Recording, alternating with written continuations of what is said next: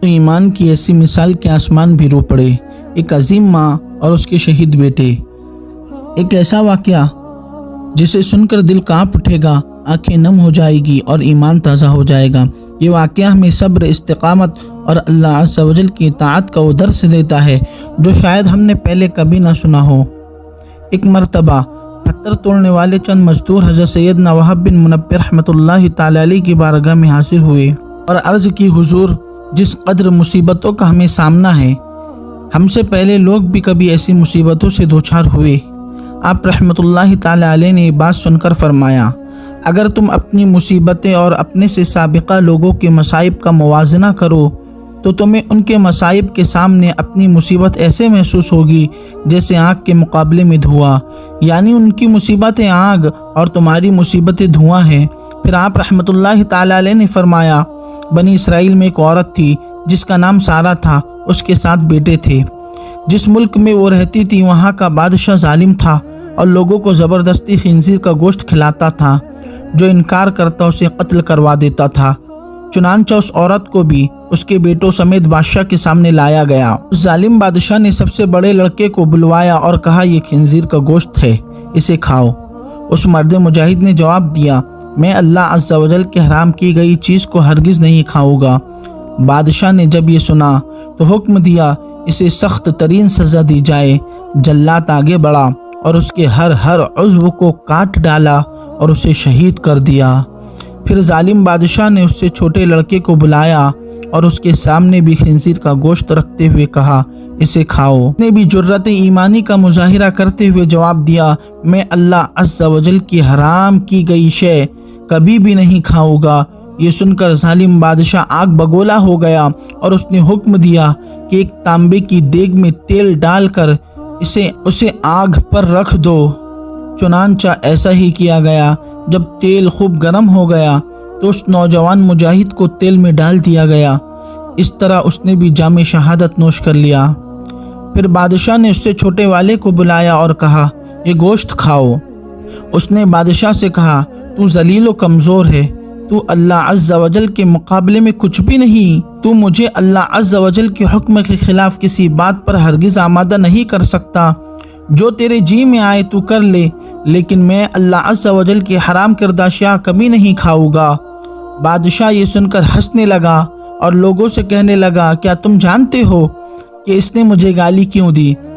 اس نے یہ سوچ کر مجھے گالی دی ہے کہ میں گالی سن کر دشتیش میں آ جاؤں گا اور فوراً اسے قتل کرنے کا حکم دے دوں گا۔ اس طرح یہ آسانی سے موت کے گھاٹ اتر جائے گا، لیکن میں ہرگز ایسا نہیں کروں گا۔ پھر اس ظالم بادشاہ نے حکم دیا، اسے سخت سے سخت سزا دی جائے۔ چنانچہ ظالم بادشاہ کے حکم پر پہلے اس نوجوان کی گردن کی کھال کاٹی گئی، پھر اس کے سر اور چہرے کی کھال اتار لی گئی اور اس طرح اسے بھی شہید کر دیا گیا۔ بادشاہ نے اسی طرح مختلف ظالمانہ انداز میں باقی بھائیوں کو بھی شہید کروا دیا۔ آخر میں سب سے چھوٹا بھائی بچا۔ بادشاہ نے اس کی والدہ کو بلایا اور کہا، میں تیرا بھی یہی حشر کروں گا۔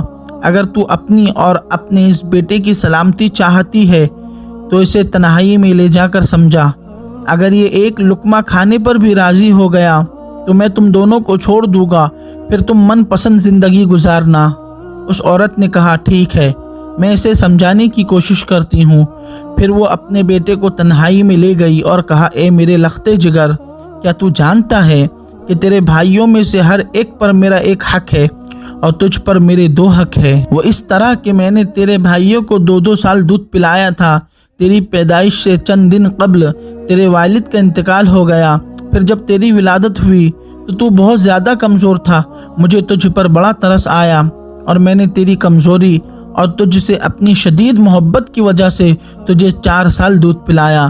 میں تجھے اللہ عز و جل اور اس احسان کا واسطہ دے کر کہتی ہوں جو میں نے تجھ پر کیا، تو ہرگز اس چیز کو نہ کھانا جسے اللہ رب العزت نے حرام کیا ہے، اور بروز قیامت اپنے بھائیوں سے اس حال میں نہ ملنا کہ تو ان میں سے نہ ہو۔ جب سعادت مند بیٹے نے ماں کی یہ باتیں سنی تو کہا، میں تو ڈر رہا تھا، شاید آپ مجھے خنزیر کا گوشت کھانے پر ابھارے گی، لیکن اللہ عز و جل کا شکر ہے کہ اس نے مجھے تم جیسی عظیم ماں عطا فرمائی۔ پھر وہ عورت اپنے بیٹے کو لے کر بادشاہ کے پاس آئی اور کہا یہ لو اب یہ وہی کرے گا جو میں نے اس سے کہا ہے۔ بادشاہ بڑا خوش ہوا اور اس کی طرف خنزیر کا گوشت بڑھاتے ہوئے کہا یہ لو اس میں سے کچھ کھا لو۔ یہ سن کر بہادر نوجوان نے جواب دیا خدا عز و جل کی قسم میں ہرگز اس چیز کو نہیں کھاؤں گا جسے اللہ عز و جل نے حرام کیا ہے۔ بادشاہ کو یہ سن کر بہت غصہ آیا، چنانچہ اس ظالم نے اس مرد مجاہد کو بھی شہید کروا دیا۔ اسی طرح یہ بھی اپنے بھائیوں سے جا ملا۔ پھر بادشاہ نے اس عظیم عورت سے کہا میرا خیال ہے کہ مجھے تیرے ساتھ بھی یہی سلوک کرنا پڑے گا جو تیرے بیٹوں کے ساتھ کیا ہے۔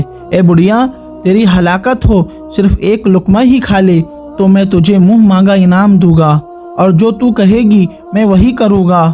تو صرف ایک لقمہ کھا لے، پھر عیش و عشرت سے زندگی گزارنا۔ یہ سن کر اس عظیم ماں نے جواب دیا اے ظالم، تو نے میرے بچوں کو میرے سامنے مار ڈالا اور اب تو یہ چاہتا ہے کہ میں تیرے کہنے پر اللہ عز و جل کی نافرمانی بھی کروں۔ اپنے بچوں کی موت کے بعد مجھے زندگی سے کوئی سروکار نہیں۔ خدا عز و جل کی قسم تو جو کچھ کر سکتا ہے کر لے، میں کبھی اللہ عز و جل کی حرام کردہ شے نہیں کھاؤں گی۔ یہ سن کر اس سفاک و ظالم بادشاہ نے اسے بھی شہید کروا دیا۔ اس طرح اس عظیم ماں کی روح بھی اپنے عظیم فرزندوں سے جا ملی۔ سبحان اللہ۔ مسلمانوں آپ غور کریں، ایمان زبان سے نہیں قربانی سے ثابت ہوتا ہے۔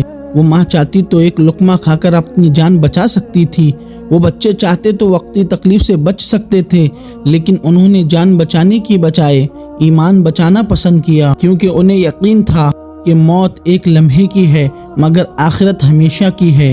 آج ہم پر کوئی تانبے کی دیگ نہیں رکھی جاتی، ہماری گردنوں کی کھال نہیں اتاری جاتی، ہمیں تپتی ریت پر نہیں لٹایا جاتا، مگر ہمیں کیا آزمایا جا رہا ہے؟ حرام کمائی سے، حرام تعلقات سے، حرام نظروں سے، حرام لقمے سے، اور افسوس ہم اکثر وہیں ہار جاتے ہیں جہاں انہوں نے جان دے کر بھی ہار نہ مانی۔ یہ واقعہ ہمیں سکھاتا ہے ایمان سب سے قیمتی خزانہ ہے۔ ماں کی صحیح تربیت اولاد کو شہادت تک لے جاتی ہے۔ سچی محبت وہ ہے جو آخرت بچائے، وقتی تکلیف ہمیشہ کی کامیابی بن سکتی ہے۔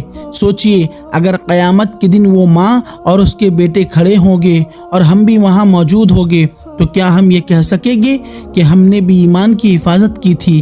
یاد رکھیے جان دینا مشکل ہے لیکن حرام چھوڑنا بھی آسان نہیں۔ اصل بہادری یہ ہے کہ انسان تنہائی میں بھی اللہ سے ڈرے۔